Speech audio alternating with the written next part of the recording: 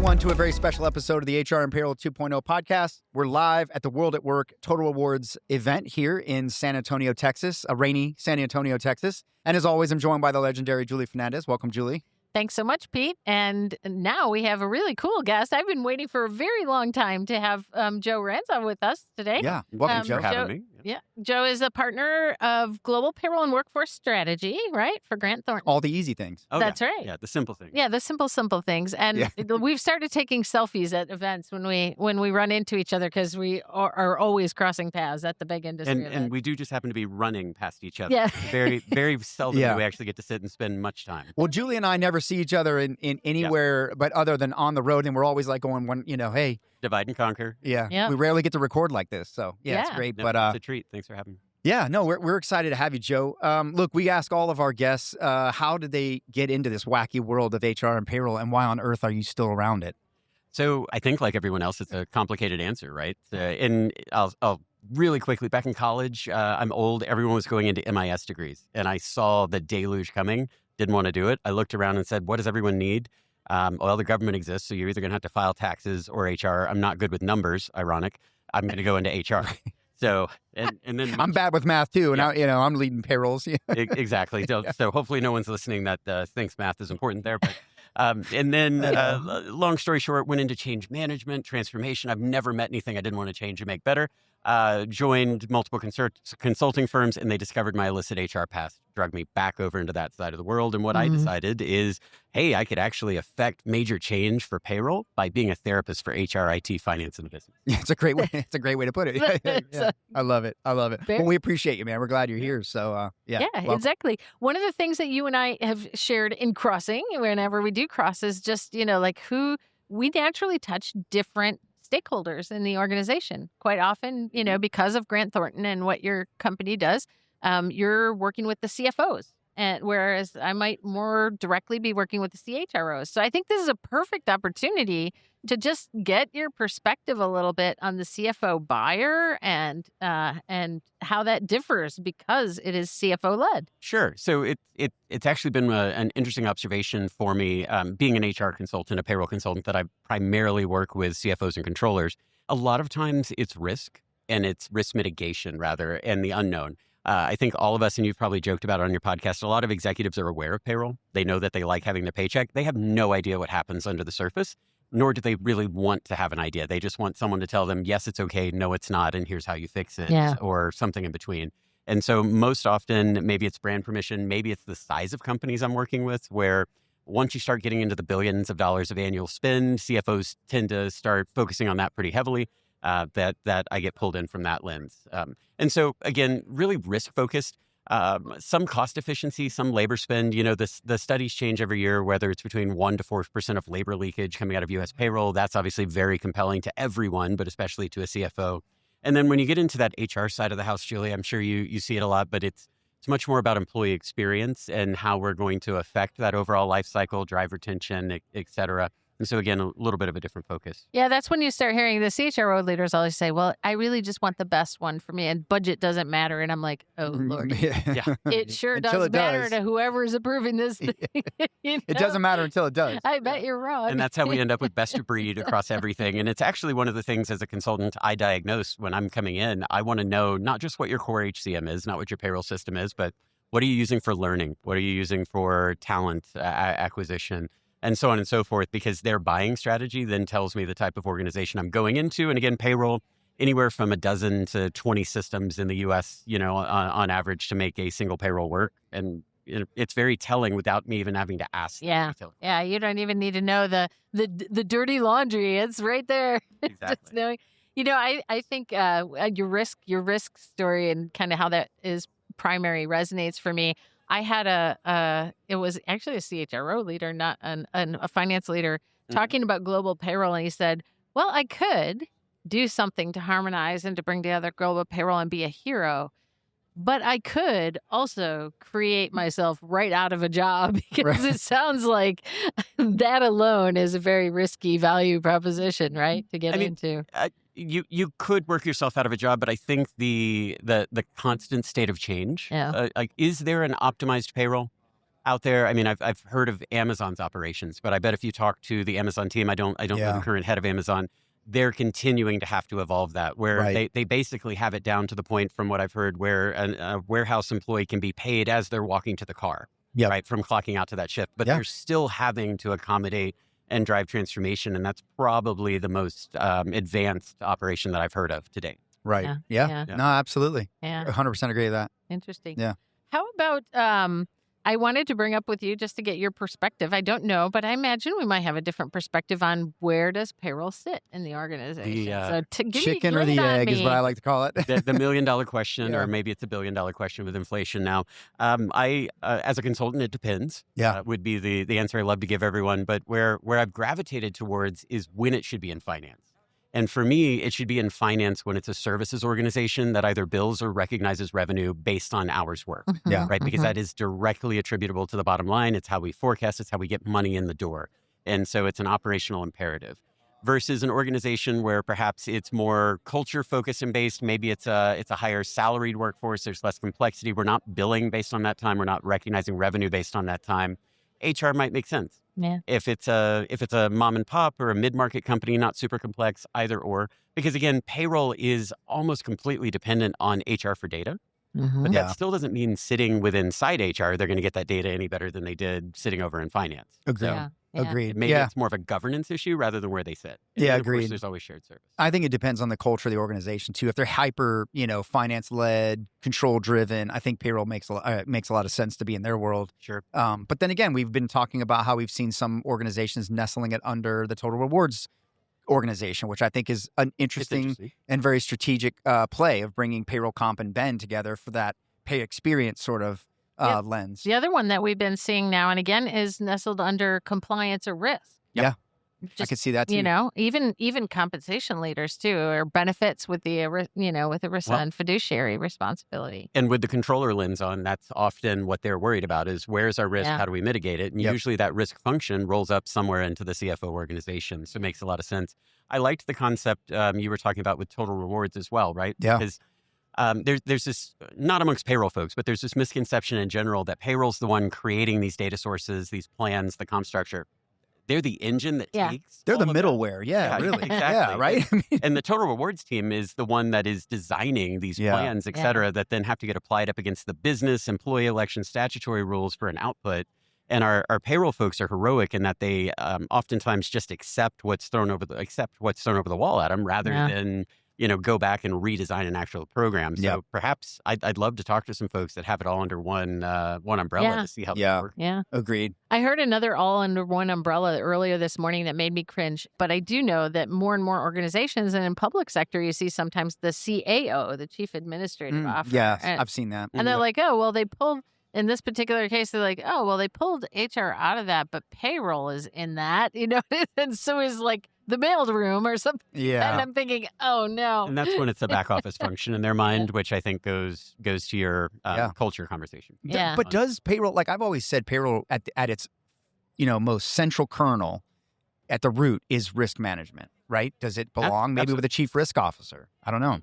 I think there's merit, and sometimes it's the type of industry, the type of geographies that you're in, and the level of regulation that you're up against, where that may make perfect sense. Versus, I'm a manufacturer of common widgets somewhere else, and not a lot of scrutiny, not much going on. I have 500 employees at 2 sites. Yeah, it's not a big deal. Yeah. Just as you're out there, working with companies, are you seeing a change in attitude towards payroll about what its importance and strategic value is, or are we still? Because I think it depends. Away. I think it depends.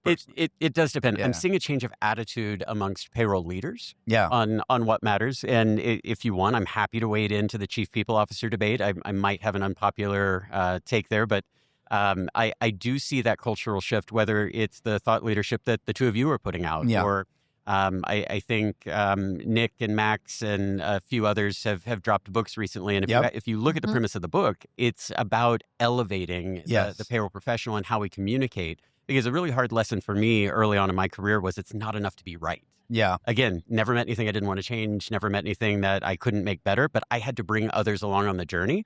Simply being right, which payroll, right? We're going to balance to the penny. Yeah. We know what we're talking about. still doesn't build that compelling vision to bring people along with us. It's Exactly. logical, but it's not emotional to get that hook to bring them along. Yeah. And I mean, I think we've got to be change agents and storytellers now too in our roles as HR and payroll leaders, right? Trying to evoke the change we want. There's a lot to that. And that's I can imagine folks listening going, I'm buried just trying to get this payroll out the door. Now I have to be a motivational storyteller that convinces people to move things along. And no, however, it's understanding your audience. It's some basic things for taking the data that you have and translating it, and meeting someone where they're at rather than where you're at today. Right. And I think and I think some of it is going to be bottoms up, with the payroll leaders having to speak upward and communicate what their value is and show that to the leadership team, right? And show that to the executives so that they do start bringing them to the table and having the conversation and integrating them, not just technically, but integrating them into the process and the governance and the decision-making and all of that. So governance is huge. And I know we've been talking about it for a few years, but it's something that I've been spending more and more of my time thinking about. So would love to talk about it. But there's an anecdote. Just this week, I was with the CFO of roughly a $10 billion company, right? And we had just done a major readout of everything that was going on. And we were in the elevator because we were going to go have some adult beverages afterwards, right? Yeah, hard discussions. Payroll will do that to you. Yeah, payroll. Everyone needed a drink. And in the elevator, he turns around and sort of joking, and he's like, I don't know why people do this, because it's a thankless job. It is. No one cares if you get it right. And the moment anything's wrong, everyone's upset at you, even if you didn't do it. And that goes back to it's a CF function, right? It's a C average grade in the U.S. for those of you from overseas. And F, you failed the moment anything goes wrong. Yep, no one ever calls and says that was the best damn paycheck I ever. Wow, that was amazing. But you nailed it. It's been right all 52 times. Exactly. But I liked the fact that a CFO who candidly said, I know nothing about payroll, don't want to own the function, need help figuring out how we optimize, et cetera, also recognizes what they have asked the payroll professional to do and what that means culturally or just systematically within an organization. Yeah. Do you think the CHROs are getting a better engagement with payroll and seeing the value that they bring? Because I do something called the Payroll Profession Confidence Index, and one of the glaring undiscussed things in this industry is how abusive HR can be to payroll. And I'll use the word abusive because I can show you the quotes to prove it. Mm-hmm. But the relationship there, it's almost like it's an organization that is charged with inclusion, but excludes their most important partner to a self-detriment, is the way that I wrote this last year. Like, what the hell do we have to do to at least get HR to respect us? So, right? I'll start back at the beginning of the question, which is, do I think CHROs are starting or do see the benefit there? I believe CHROs see the value in people data and the analytic depth that it can bring to the organization to make strategic decisions. I think they realize that it oftentimes has to get bumped up against payroll data, and most of the time it doesn't match. It's apples to kumquats. It's not even apples to oranges, right? And so having those activities to sort of normalize the data, make sure we understand the data sources, et cetera, yes. Now, again, similar large organizations, CHRO gets that. The head of HRIT is making design decisions without consulting payroll. There's no cross-functional governance. They're not even meeting with some of their other key partners like the time and attendance system, et cetera, and they're lobbing them over the fence. And of course, what does payroll do? We just absorb it. We don't stop. We make a little noise. We'll grouse a little bit and complain, but we just absorb it. So there's awareness, but there's not action on what it means. And then there's usually a lot of back-end cleanup for why can't we reconcile this? Yeah, agreed. Yeah, I just wish we could get everyone on the same page about what payroll is, what it can do, and where it belongs in that conversation. Because, I mean, for some employees, that is the employee experience in their mind, right? It's everything. It's the one that matters. It shouldn't be the only thing, but it is, right? I mean, we got to have meaningful work. We've also got to have, make people feel good about coming to work. But if we don't pay them well, I mean, or properly, I should say, not well, that's debatable. It all falls apart. And oh, by the way, you talk about your $10 billion company, half of that $10 billion is probably on the P&L, their payroll. Sure. And which, by the way, will get them put in prison if someone doesn't do their job in payroll. But yet it's just sort of out of sight, out of mind, like no big deal. It's the last to get any sort of attention or effort or input. And so it just really bums me out. And I think some of it is the lens that we use to look at payroll, right? We look at it in the wrong way. So absolutely. And one of the biggest surprises to me has been the number of organizations I've gone into with a multi-billion-dollar payroll without a single owner. they have pockets of ownership and they're in different places because they're usually, a lot of M&A activity, lack of post-merger integration, multiple geographies. By that, I mean multiple countries and regions of the world. And again, $2 billion spend, and there's not a single person in the organization accountable for it. It's literally their largest line. Crazy, yeah. I mean, and look, if you're the CFO of a big company, and regardless of the number, it's probably not it's not the front of mind thing unless there's a breakdown, right? I mean, you've got bigger fish to fry. It's like investment. You're going to put your investment in the business itself before you start to focus on the payroll. And it rolls up into the business P&Ls, right? So it's not like there's simply a single labor P&L that they're looking at. And so it gets broken apart however the organization is designed. And really, you have a unified outflow of all of that capital expenditure, or not capital expenditure, but all of that expenditure. And I don't know, it scares me sometimes. It does, We just had a great podcast with Andy Valentine from eBury where we talked about cross-border FX and all that's going on with payments. And I think we called that episode, can payroll be a liquidity strategy? Yes, or payroll as a liquidity strategy. And I love the thought process of that because now, as we get further into moving money in real time, which is becoming very normal, it's very much expected. Stable coins are going to make that even more apparent. It is, right? If you're a big company, you're $5 billion, right? At least half of your $10 billion is your payroll. And the stablecoin concept's interesting to me, and I think it's going to play into a larger trend that I'm seeing. But I mean, obviously, I'm U.S. based. We're all U.S. based, so I tend to take a fairly U.S. centric view of the world. Do you see stablecoin making as big of an inroad here as we do in other geos? I absolutely do. I'll give you an example. Okay. PayPal. Right now, if you go to PayPal, they advertise this at first, but not so much now. If you go on there and you buy the stablecoin, the PayPal USD, you can get 4% interest from holding that. No cost to own it, no cost to sell it. 4% interest, right? What does that tell you? That's more than you can go get in the high yield savings in almost every bank, major bank. I think I'm at like 3. What does that tell you how important they see that as? And then when you look at there's a number of different stable coins and you have every country. I think there's a tracker out there by the Atlantic that has, I think we're at about 140 countries now that have some level of exploration and maturity with a digital version of their fiat. I think it's inevitable that we're going to have that come into play. And it's bigger than just liquidity and payroll. Sure. It's health, wealth, and retirement, right? We've talked about the 401k movement. We've talked about investing. I mean, all of those things can be improved by real-time payments. And I think globally, I love fintech and I love real-time money movement because I think it's leveling the playing field for people. There's an inclusivity of money. I feel like it's very specialized for the little business too. So for that to happen, you don't have to broadly have acceptance or adoption by leaders. You have to have a few key folks that are kind of in the know and get comfortable with that in order to make it happen.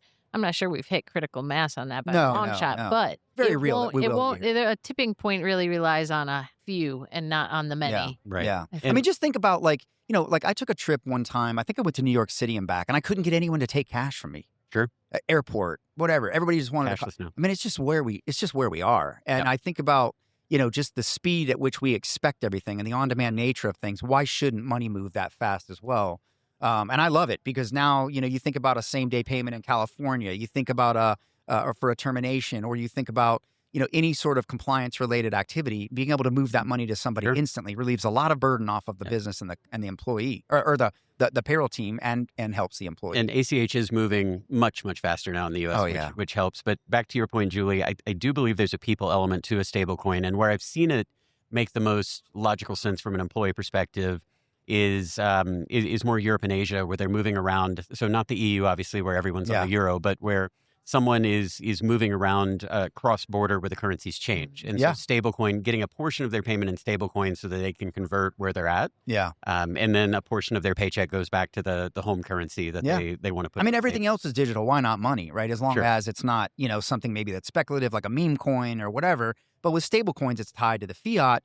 Presumably it's weighted by that currency's government's currency. And it's essentially disrupting banking, and it's just a manifestation of that, right? Yeah. Which is where the eBury's, Transformates, et cetera, of the world want to maintain. Yeah. It'll be interesting to see once, say, Visa or MasterCard decides they want to get into the pay disbursement. Yeah. Well, did you see? We're going to talk about this on our news episode. Revolut just stepped into the EOR world. They said, hey, we got 800,000 customers moving money all over the place. We're now going to go ahead and open this up to businesses and step into the payroll side of things. That's been an interesting trend. So payroll for so many years, and I think y'all have said this on other shows, it's been very methodical, right? We're going to build the engine. We're going to build it from scratch. We're going to do one country at a time and get it right. Yep. And you're seeing these fintechs jump in, which is sort of, hey, we're good at this. We're already doing We're going to this. fight our Yeah. way through it and figure it out, and not necessarily be that deep expert to make it happen. Yeah.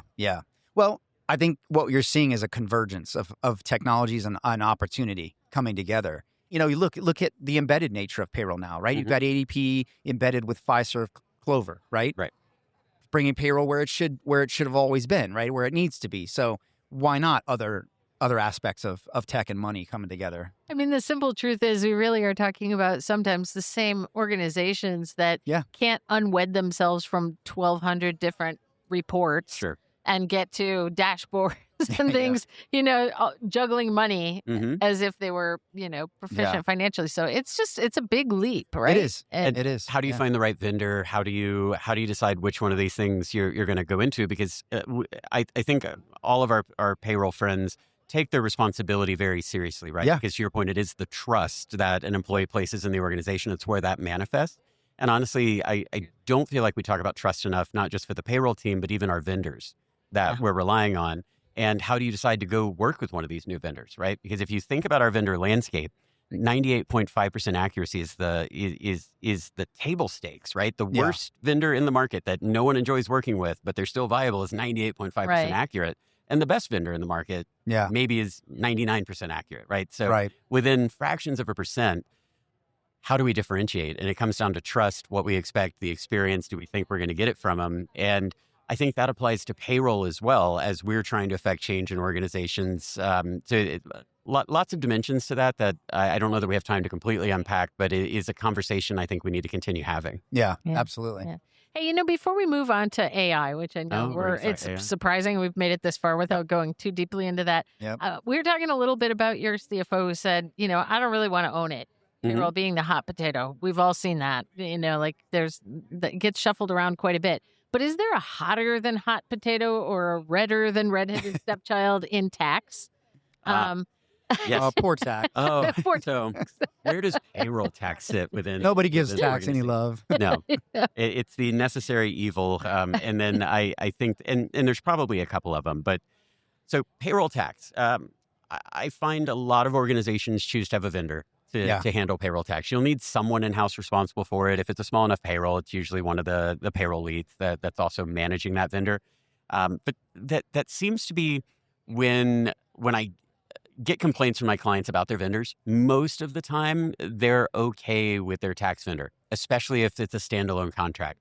Now, if it's baked in as part of the, hey, we bought this system and they're going to do our tax for us, that can be iffy sometimes on the quality there. I'm not going to name vendors, but some of the big name vendors that are actually pretty good at all of this, when it becomes that more commoditized service, there's less satisfaction because it's more automated after the fact processing.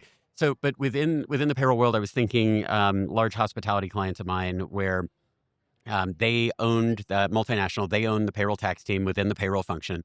However, the head of corporate tax got to decide their vendor. Oh, wow. So they had already picked out the vendor, they'd worked on relationships, they'd lined everything up. And the head of corporate tax came in and said, nope, we're putting all tax over here with this provider, redo your plans and deal with it. Yeah. So even though they owned it, there's still that tax function. And again, that tax leader didn't want to own payroll tax, right? Because they don't view it as real tax sometimes. I've actually had that said to me. I'm not just inferring that at a different company. But yet they then want to influence where it's going to be serviced from. So it's a shout out to our payroll tax colleagues. Yeah, it makes me think about the AMS vendors, right? Like where, you might want your Workday AMS to be done in a certain way, internal or with a certain specialty. And then there's this big portfolio of all of my systems IT AMS. And somebody feels like that would be the right place for the HR AMS to go. Yeah. Totally. AMS shared services. Yeah. All right. Well, let's get into some cool, fun new things. I follow you and I see a lot of times some of your postings or taglines, and I have a favorite. I have opinions, yeah. That's right. And we all share them widely. So I love to hear some of yours. The one that caught my attention very recently was, I think you're talking about HR saying our instincts are the problem with AI. They are. And so time and time again, and I'll admit I'm guilty of this, and I would say I was a year late to the AI revolution, frankly, just because I'm exhausted. I didn't need one more thing to do, one more thing to think about. I didn't want to have to change or have this device that's in front of me now controlling my life even more than it already does. But I jumped onto the bandwagon, started figuring things out, found some very interesting things. The biggest epiphany for me, which a lot of people are already there, is AI is about process. AI, sure, it relies on data, it needs to be trained, it needs infrastructure, but it's a process efficiency play. Now, maybe it can replace things. I'm actually one of the few people from a former job that I've had that's actually been replaced by AI completely. But it's because I was a voiceover actor. Okay. I did organizational change management and e-learning design development. I did major corporate trainings and videos for Fortune 50 companies. You can do that all now with AI. Yeah. Maybe you want to hire a fancy actor to voice over an intro, or actually you can just get the AI to sound like them, right? And then hopefully they don't sue you. That's actually been displaced. But most jobs, have they actually been displaced, or have they been made more efficient? Right. Like maybe tier 1 call center, but not necessarily for payroll yet, because we're just getting to the point where the AI can explain it. So where I'm going with that is we're trying to measure it like it's an IT project. And if you think about any payroll project we've done, right? What's my return on this? I'm going to spend X amount of dollars, and within 18 to 36 months, how much am I getting back, and has it paid for itself? That's not how AI works right now. Yeah. Right? It's not necessarily heads out. It's not necessarily technology out. It's a productivity boost, which is much, much harder to measure. And by the way, CFOs are struggling to measure it. CEOs, according to latest data from my own company and a variety of others, a lot of them are candidly fearful for their jobs in the next 24 months if they cannot articulate the value that they have brought back to the organization in hard dollars. And I got to tell you, while we're seeing productivity boosts, et cetera, they're not seeing that hard dollar savings. Yeah. Yep. Well, and it's not an easy direct causal relationship. So as you improve your efficiency, can you really attribute it all to AI? And I do find that a lot of leaders still, the expectations put upon them are, headcount reductions, which is crazy, but true. It's a classic measure. It's our instinct to go back and measure it. But we didn't talk about this, but I'll give you a perfect example in my own line of business. This week, I'm at ADP Meeting of the Minds, right? Or last week, I was at ADP Meeting of the Minds. They were doing their big kickoffs, et cetera. I had a big deadline. My team was struggling to do something. I have access to more AI than they do just because we're piloting some things. And I was able to take a process where I would pay an analyst, a junior person, college hire on my team. It would have taken them, for this particular project, it would have taken them 2 weeks of dedicated work to build out a global system diagram for a multinational payroll. Within AI, iterating, giving it screenshots, not even giving it data in Excel spreadsheets, I was able to build that diagram in roughly 35 or 40 minutes. Wow. And then it got it. My team would argue 80% of the way. I'd say it was 90% of the way, where they had to just fix and tweak some spacing. But when I extrapolate that over the course of a year, I've removed 1,000 hours worth of labor from our overall operations. Wow. That now they spend, instead of 1,000, they're going to spend 100 hours, and they're going to tweak it. And by the way, we're optimizing it so it can be even more repeatable. That's amazing. From that. Yeah. But those stories in aggregate are really difficult for an organization to measure. Right. Yeah. And then bring that quantifiable effect back. Now, I'm able to go tell my leadership, I'm able to have a slightly smaller team, continue to do more because I don't have to keep bringing those folks in. But again, that's not a measure that's easy to take to a board, investors, et cetera. Yeah, that's a great point. Yeah. I see another thing that is challenging is clients then are expecting, right? We expect our providers and other folks to start to embed these efficiencies. And so they want to tell you, like, hey, shouldn't you be doing this for me for 50% less, or whatever magic number they throw out of the air. And yet they want something, their problems are very unique. They're very situational. Sure. They're not boilerplate template reproductions, one of the other. And so, which is it that you're expecting? Do you just want a boilerplate thing that I can, make 50% more efficient and 50% less costly? Or do you really want to solve your unique problem? Well, and I think for your audience, you have both buyers and influencers, right? And there's maybe a relevant distinction, which is, am I buying a service where I expect that service to be reduced time and time again? I'm going to want that done more efficiently over time. Sure, they have to make enough to stay a going concern and a viable business. But if they're continuing to produce the same thing, we need to drive efficiency year over year. However, in a lot of the situations we're describing, they're buying expertise and value, right? Like, what value are we able to give to the organization? Sure, the traditional model has been to price by time and materials. I'm going to charge you X dollars an hour for the hours that it's going to take me to get there. However, the value, to your point, that we're delivering is no less important, even though I was able to do it more efficiently. So are we paying for time, or are we paying for value? Yeah. Right. Something else I haven't talked about yet in some of our conversations has been, I see increasingly procurement and legal trying to deal with how to handle AI. specifically calling out and limiting or forbidding the use of AI in any of the consulting work Yeah. or engagements that you're Interesting. doing? Are you seeing similar things pop up? We definitely have that negotiation when we're going through this, and there's a couple of ways to get around it. And you'll see larger consulting firms structure it to where we can use AI to perform tasks, but we will not learn or retain anything from your AI. Or It does not educate with, it does not join our data set or our productivity. Other clients want us to stay within their walled garden, within their enterprise AI, which we should talk about enterprise AI versus regular at some point before we leave.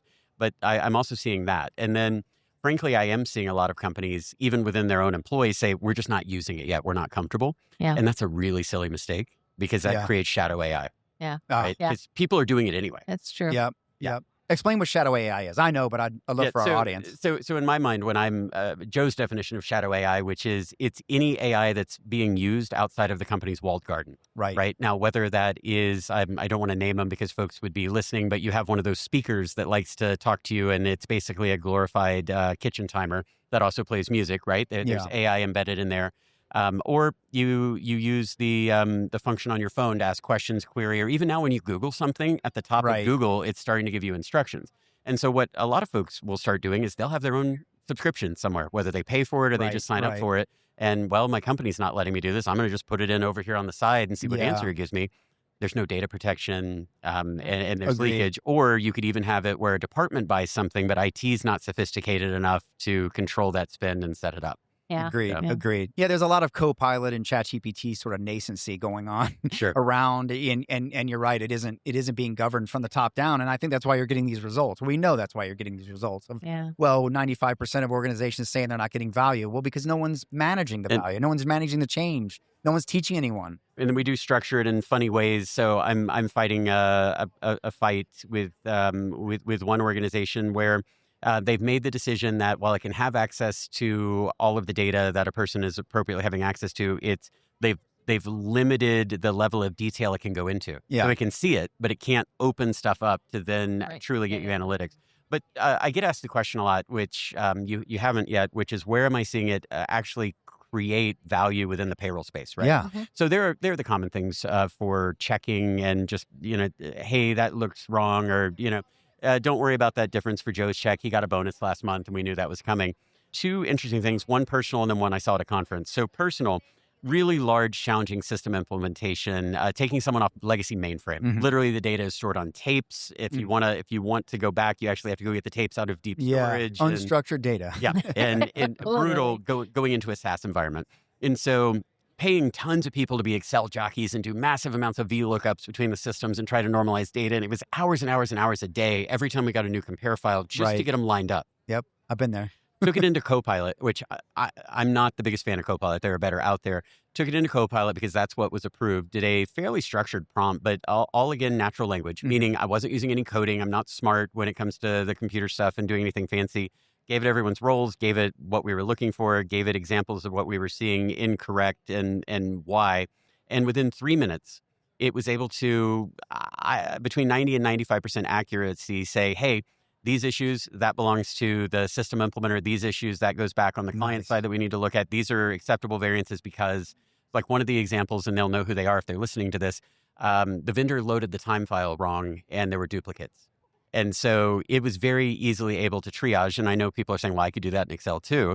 Yes, but it takes time. It was very easily able to go back in and say, okay, I see the over-reporting here, the under-reporting there, the dollar amounts match up. It's simply a load issue. We're going to move that off. I didn't even have to tell it to ignore those. It saw it. That's great. It inferred. And then it did ask me to check, but it disposed of that to where if you think about your payroll folks, they have 1,000 things going on. They're getting constant pings, et cetera. To have to take the time to build the VLOOKUPs, to go in each time, to then, oh, did I do it right? Is the data starting to line up? If I'm just able to put it in the system gets me 90, 95% of the way there, and I'm just able to come in and tweak and adjust. Right. That's a huge, it removes a huge amount of friction from the entire process. I know for me, the less friction there is, the more likely I'm actually going to look at something in a timely manner and keep iterating. Yeah. And the fact that if we work on it, it might get us even better moving forward. Agreed. So that one was huge. The other one, which I've been saying for years that we need, is the chatbot that doesn't just give you an FAQ and a training, but it actually services what you need. And what to do about it. Yeah, exactly. Yeah. And I'll give a shout out. Workday was one of the first I saw do this where, hey, I need my pay stub. And it would actually I think it was the folks at Panera Bread did a presentation on it a couple of years ago at Payo, where they were talking about how they were able to use the chatbot to really reduce their tier 1 inquiries and then drive up employee satisfaction. Right. CHROs love that, of course. This week, I don't always give them a shout out, but I will. ADP has their new ADP Assist product. Yep. But what I really Very familiar. liked about it, and I know Yeah. y'all been embedded or had those conversations with them. What I liked about it was they're embedding it in Copilot. Yes. And again, I said I'm not a huge fan of Copilot, but Copilot is the enterprise standard. And what's always so challenging is, I have an HR question. I have to go open Salesforce's bot to answer my HR question. Yep. Oh, I have a payroll question. I need to go to ADP. Oh, I have a general question. I have to go to... No, it's in Copilot. Hey, I have a payroll question. And what they've done is they've walled it off, because I was telling someone about this on a call of payroll folks, just a networking group. Oh, well, I'm scared because I don't want that payroll data out. Yeah. It doesn't actually share the payroll data with Copilot. Copilot is just the front end. And as it surfaces it, Copilot does not take what it's surfacing, but it gives you within Copilot, hey, I need my pay stub from this date. It brings the pay stub forward. Hey, this looks wrong. What about this benefit? It answers the benefit question within the Copilot environment and greatly improves the employee experience through that process. And so I feel the need to give them the shout out. I'm going to sit back and watch to see how this plays out. Yeah, I'd be curious. Does this actually work as great as the marketing videos make it seem? Yeah. Yeah, right? Yeah, we'll see, right? Depends on how, again, that's on what you're feeding it and how you're using it. Yep, and how you implement. Yeah, Sure. totally. For sure. Well, how about, I think you had some things to share regarding resistance and what you've been seeing and experiencing from a resistance perspective. And I think we've hit on some of this. So from a resistance perspective, I get asked a lot from HR leaders, payroll leaders, is my data safe? Okay, so we have Copilot, or we've signed up with Gemini. We have, I haven't had too many with Claude yet, but we have our enterprise AI system, but I'm afraid. And so there is a conversation to be had with IT, which is how did they design it? And if they did enterprise AI right, two things happen. One is the model should not be learning from the chats. The model should be learning from curated data that they put in front of it. The other part of enterprise AI that should be set up correctly is that you only have access to data that you have access to today. Yeah. So think about Microsoft. We have our security profiles. How many times do we get sent a file and it says you don't have access, you have to request, right? As that example. That enterprise AI should use that same data security landscape to give you access to your data. So what you see should not be the same thing as what a manager sees out on the front line. And that's a deliberate design decision that needs to be made, but made right really helps drive value. Now for payroll and HR departments, you need to look at your data. Where are you storing it? Who has access to it? What files are you referencing? Do you have them in a secure lockdown folder? Is it password protected? Because even in the AI, if it's password protected, sure. Eventually there is AI smart enough to get past it, but your average user in with a regular deployment can't hack that file, right? Those are things that only specialized uses do. So if you're treating your data right today, and then you deploy enterprise AI following those same data permissions, there's not that worry and challenge that you have. Yeah. Got to do some work on the front end. Yeah, but don't do shadow AI, which is, I laugh. We do a lot of board presentations on what to think about AI to corporate directors, right? These are the folks that are the fiduciaries of the organization. And the number of times in the past year I've heard, well, we gave them a board packet and we've been talking about AI. So they ran it through AI to understand what it meant, but they ran it through their own personal AI, not the enterprise AI. Yep. And in some instances, they ran it through the free version, not the private version. So the free version, it all goes out into the public domain. Right. Like there are those challenges in education that we need to have. But what I would say is it is safe. Yeah. It's not hard. And frankly, you have to play around. And you might get some stupid answers at first, but refine the prompts, actually help Prompting's a skill. And a lot of times I actually have it help me walk backwards. Like, okay, this messed up, didn't meet my expectations. What do we need to do differently? And it's very good at saying step by step, think about these things and let's try again. That's great. Yeah. That's great. I mean, look, it's iterative. That's that experimentation and learning progressions in anything. Why not this, Yeah. So, a great use case, actually, it was on LinkedIn from just in the big global payroll network is an organization that looked through, I think in any given month, they did 11 different files that they had to compare against each other. It was something like 90 checks that they did for every pay run across these 11 different files. They were able to create an agent. And when I say create an agent, nothing fancy. It's not Jarvis and Iron Man. They were literally going, hey, we do these checks across this data set. And they structured each check. And now the AI is able to go in and say, yes, it aligns. No, it doesn't. If it doesn't, kicks out the response. So it's doing that, what I used to call printing it out and taking the ruler check. Yeah. It's doing the ruler check for them, Yeah. but they built it precisely how they wanted that ruler check to go. And you don't have to be a developer to do that. Yep. It's natural language to tell it. It lays out the instructions. And actually, from a trust perspective, I've been laughing recently. The AI talks to itself now while you use it. And you can see It's true, each yeah. of its reasoning steps as it goes along. And I find great humor in when it corrects itself and argues. But I tell that story to say that's also there to increase your comfort, that you told it what to do. It's doing it, it's explaining it, and then it's bringing you back challenges. Right. I love that. So I also think it's natural for HR teams to kind of wait for somebody to surface and take the lead, or, the most experimental guy, right, is going to play around with it, whether you do or not. And I really think that there should be more team leaders that work with the group, whether it's in your weekly team meetings or some cadence that you set up and say, look, let's do something simple together. How do I know I'm putting a query or a prompt in a safe part of AI? Sure. Like there's prompts freaking everywhere now on our desktops. Effort. Right. And it sounds like a very stupid question, but if I have it, my team's probably got it too, or at least half of them, I like to think. And so I think it's that governance discussion. We talk about payroll governance, but I think even within our own teams, we need to have that governance. An interesting trend I've seen is that I'm finding resistance to AI in the younger generations. And I'm in the mid 40s. I believe I'm classified as an exennial because I crossed the bridge from Gen X to millennial, right where I was born. But I find that it's my age bracket that's driving the most innovation, at least within the pockets that I'm seeing at the moment. The younger folks, whether it's a lack of trust or fear for roles, et cetera, they'll do it, but they're not as gung-ho. You always have one or two that are going to jump in. And then the more seasoned folks just don't need another thing, right? We've done it this way for this long. Let me just keep doing what works. Yeah. And what I haven't yet cracked is how do we drive that other than me leading by example, doing it, and then my teams having to work faster and harder to keep up, and so they adopt it. I haven't yet see that play out. Yeah, sure. And if you're having aha moments, how do you share those with the team without scaring them? Right. And having them think, oh, well, then I'm really like the super dummy. Well, it's building that trust that it's that you're not dumb because you didn't think of it first, and B, this isn't to replace your job. It's so that there are more important things to do. Again, I'm a consultant. We think in PowerPoint. There are more important things to do than align boxes on that PowerPoint. Right. Now, if the boxes aren't aligned, there's going to be a major problem. But there are other Everyone's eyes go to the wrong place. By the way, try getting AI to align boxes and fix fonts. That is not a good use case.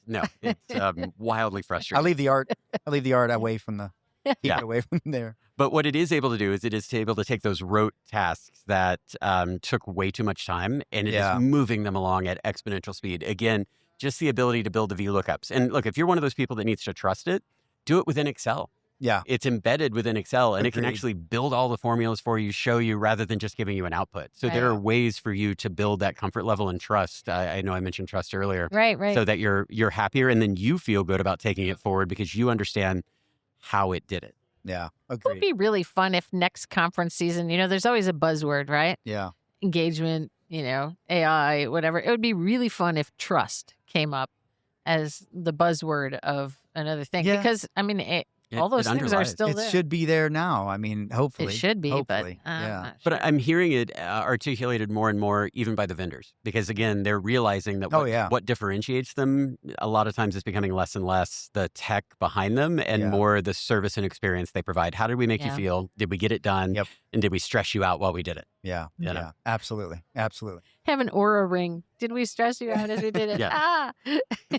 Well, look, how would, just to kind of round this out, any advice to folks out there, companies out there that might not be in the most transformed state at this point, but need to be getting going, if you will? Sure. It's basic, but I want to go back to governance, which is, do you know where all your inputs come from? Do you know who is accountable for them? Who gets to actually approve a change to those inputs? Yeah. And who should be consulted, right? If you don't have governance, I don't know that you're always going to be reactionary. Yeah. Agreed. And it doesn't mean the world orbits around payroll. because that's also one of the misconceptions. But it does mean that we have a shared accountability to produce a paycheck. It doesn't all fall on payroll to do. Yeah. And if they want to make a change, they need to work with all of the other stakeholders. Are you saying it takes a village to turn out an accurate payroll? It might. It very well might. It actually is, and a team effort in an enterprise. And it's I know. not an entire village of agents either, is No, it? no, yeah. Now, I could see the one person sitting by themselves that does everything that, they're running a payroll for 100 people. You still have a business owner that gets to make decisions that they need to consult you on because you have a timeline that you need to do them. There's still probably someone that's figuring out technology, or there's someone that runs finance that you're dependent on for certain things. So you may have one stakeholder rather than 24 stakeholders, but the concept comes through. Earnings elements. How many people have a data dictionary for their earnings elements? This 3-letter name, what does it mean? What does it do? Is it taxable? Is it not taxable? Why do we need 8 of them? Yeah. For the same thing. Exactly. I think the highest count I ever did at a conference was over 2,000. No, my it was, that was the easy one. It was almost 8,000 earnings elements. Crazy. Because one for every single thing that they wanted to do. Just insane. There's a lot of that. Well, Joe, listen, this has been fantastic. Where can folks get in touch with you? I know you have some good stuff on LinkedIn, but where else? Yeah, I'm always out there on LinkedIn. Occasionally I'm yelling at the airlines on Twitter, but folks are always able to reach out, and I respond to LinkedIn connections and messages anytime, or they're always welcome to email me. I assume you'll put that. We'll share it. Absolutely, we'll share it with the show notes. Yeah, we appreciate you, Joe. Seriously, thanks for coming on. We got to do this more often. You have to come back and share what you're seeing out there. Sounds great. Appreciate you, man. Thanks, everyone.